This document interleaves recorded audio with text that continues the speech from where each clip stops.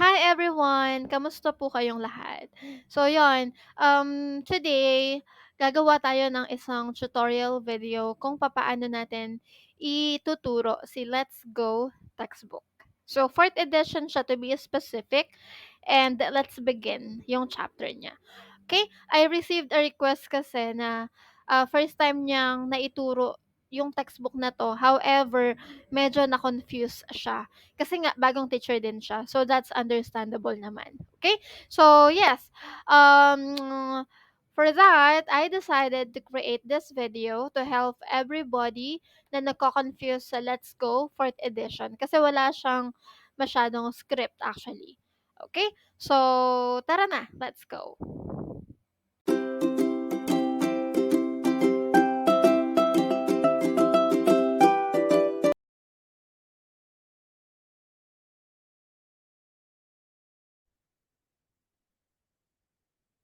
Okay, so everyone, nandito na tayo ngayon sa platform ni Native Camp wherein naka-pull up na yung textbook ng Let's Go, 4th edition, and then let's begin. Okay? So, syempre, you always starts with the greetings. Audio video check, short self-intro, speaking speed, and the lesson style. So, si lesson style naman ay nandito na siya sa script. So, babasahin mo na lang. Okay? So, you chose Let's Go 4th edition, let's begin. Is that correct? So, pag sinabi ng student mo na, yes, teacher, that is correct. Okay, so ngayon, isunod mo na to. So now, can you tell me what page you are in now? So, syempre, of course, para malaman mo kung saang page na yung student mo. Okay? Every student, sometimes, nag-start na sila sa ibang teacher. And since yung textbook na to is mahaba, parang isang buong ano na siya, libro, eh, hindi mo siya matatapos sa isang in 25 minutes. That's why yung ibang students pinapatuloy nila sa ibang teacher, okay?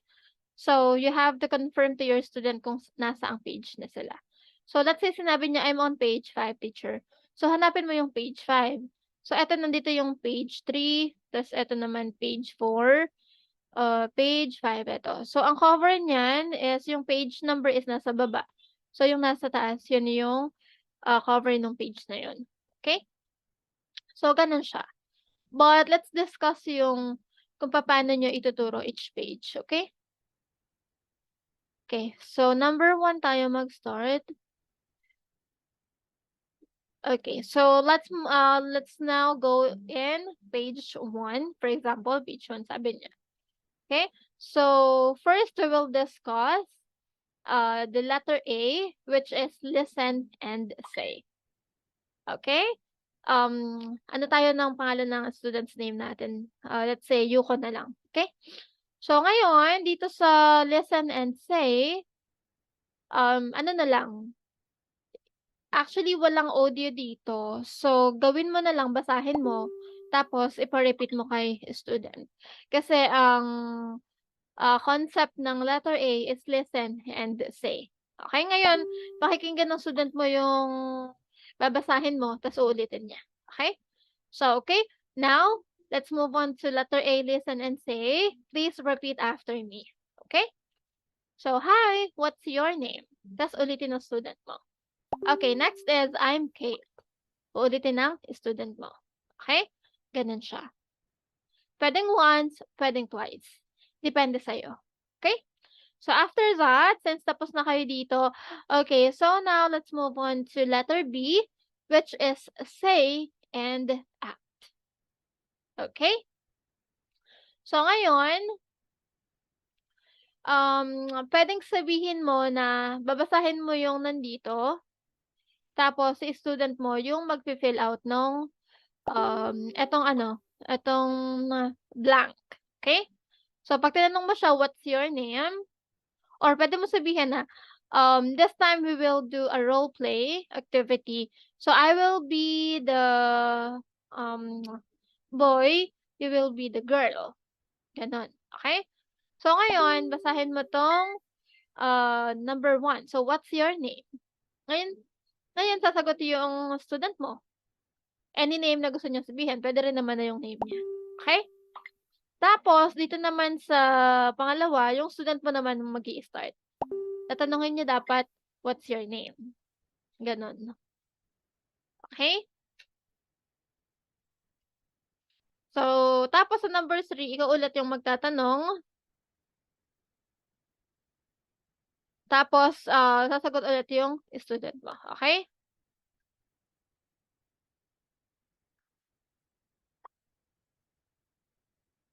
Okay. So, ganun lang siya. After nun, kung hindi naman alam ng student mo kung ano yung sasabihin niya sa blank, i-guide mo na lang. Okay?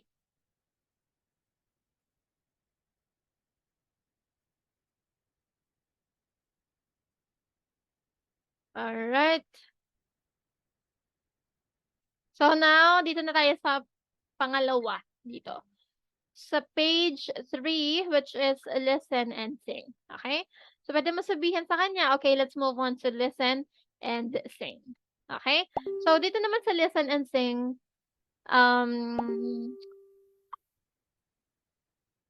okay, ganun lang siya. So, pwede mong sabihin, basahin nyo muna isa-isa. Okay? Yan. Pa-repeat mo muna sa kanya. Or, it's either naman na kantahin mo, tapos, makikinig muna yung student mo, tapos after nun, yung student mo naman ang kakanta. Depende.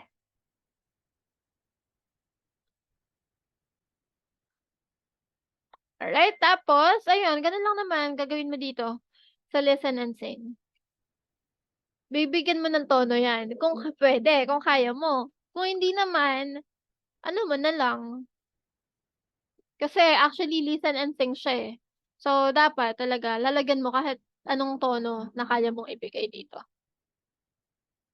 Okay? Ganun lang siya. Tapos, dito naman sa listen and do, ayan, puwedeng patayuin mo yung student mo dun sa part ng ano na kaya mo siyang makita. Tapos ayun, sabihin mo, "Stand up." Tapos yung student mo naman, tatayo siya. Kasi listen and do. So, ibig sabihin kailangan gawin ng student mo yung sinabi mo. Okay? Tapos eto naman number 2, sit down. Paupo-upuin mo naman siya, gano'n. Okay?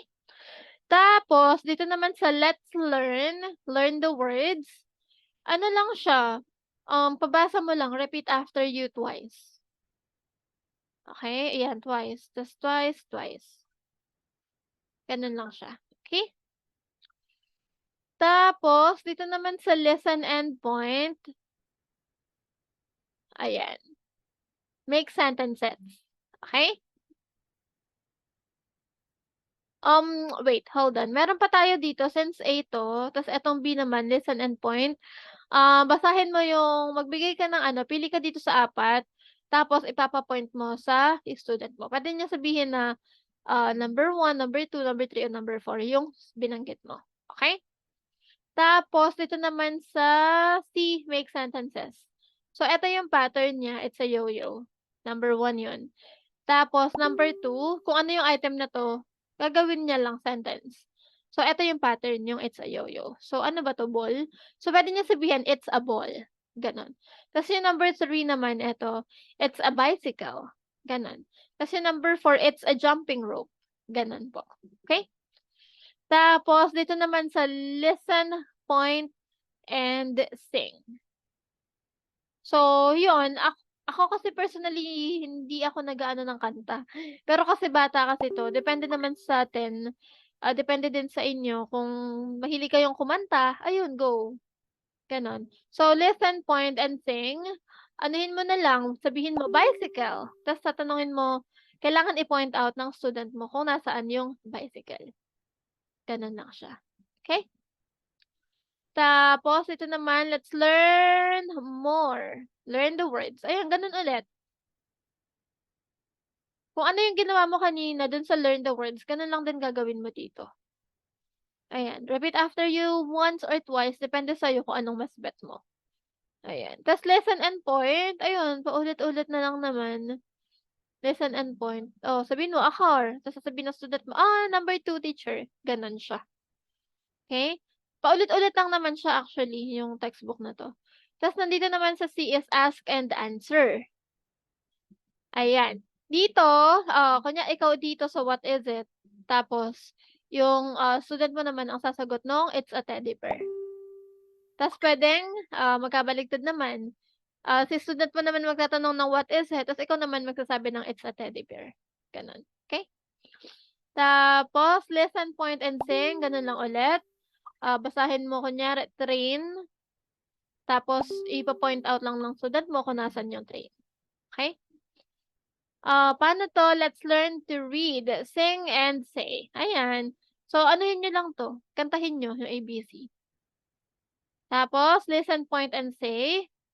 Ayan, kunyari sabihin mo J, tapos kailangan i-point ng student mo. So, as you can see, paulit-ulit lang naman siya, iba-iba lang ng content, okay? So, eto naman, find the letters. Ayan. Dito kayo magfo-focus dito sa kung ano yung title nung pinaka-textbook. So, find the letters, ayun, papaano mo lang sa kanya, puwede sabihin mo, letter A, ta's pa-point out mo sa kanya, gano'n. Ta's 'pag na-point out niya na, basahin niyo ng buo yung name, okey? Diskarte niyo na siya talaga actually, since wala siyang script, okey? Tapos dito listen and read along, ayun. Listen, ibig sabihin basahin mo, "I'm Andy," ta's kailangan ulitin ng student mo. Ta's kasi read along, eh, okey? Gano'n lang. Ta's dito naman sa colors, ayan, listen and say, repeat after you lang ulit 'yan, kasi listen and say, okey? Tapos listen and sing, ayun, kanta kayo ulit, gano'n lang. Ta's listen and do, ayan, paano mo siya, sabihin mo, "Come here," ta's medyo lapit siya sa'yo, turn around, paikutin mo, gano'n. Ta's 'yan, learn the words ulit, repeat after you na lang ulit, ta's make sentence, ayan. It's blue yung pattern niyo, so yung number 2, it's green, it's orange, gano'n siya. Ta's listen and point na ulit, sabihin mo ulit, "Orange," ta's pa-point mo sa kanya, "Number 4 teacher," gano'n. Ta's learn the words, ayan, gano'n ulit. Repeat after you once or twice. Ta's eto ask and answer. Kunyari sabihin mo, "What color is it?" Ta's sasabihin nung, student mo, "For number 1, it's purple." Ta's tanungin mo siya ulit, "What color is it?" "Number 2, pink." Gano'n. 'Di ba?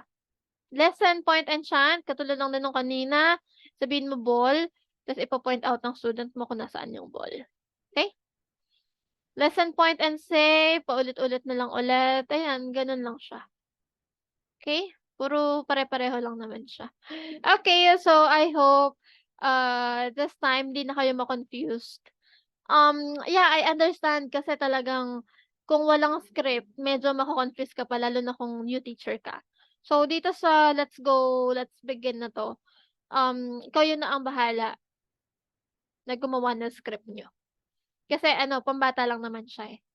So kahit anong gusto niyong pagawa sa student niyo, diskarte niyo na yan since bata pa lang naman sila. Okay, so that's it. Thank you so much everyone for watching this video. I hope may natutunan kayo kahit papaano. And if you have any suggestions, kung meron kayong gustong ipagawang tutorial, let me know. Pwede niyong ilagay sa comment section natin below. And ayun, I'll do my best. Okay? So, thank you so much again everyone. Kung hindi pa po kayo naka-like and subscribe, feel free to like, comment, and subscribe po sa ating channel para ma-notify kayo sa mga upcoming videos ko. Okay? So, yeah, God bless everyone. Goodbye.